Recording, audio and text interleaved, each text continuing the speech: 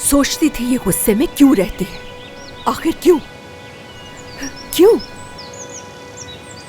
लगा तुम सही होगी, मगर एक बात मेरी समझ से बाहर है। अपने बाप पर गुस्सा क्यों नहीं आता तुम्हें? हाँ, क्यों नहीं आता? तुम्हारे बाप ने तुम्हें तुम्हारे पैदा होने से पहले छोड़ दिया था। आखिर क्यों? अपनी दादी पर गुस्सा क्यों नहीं करती तुम? क्यों नहीं? क्यों सवाल नहीं पूछती उनसे? हर चीज जो तुम्हारे साथ हुई उसके जिम्मेदार सिर्फ वो है। उनकी वजह से तुम्हें यतीम खाने जाना पड़ा। जिस लड़के ने तुम्हें गोली मारने की कोशिश की उसे माफ क्यों किया?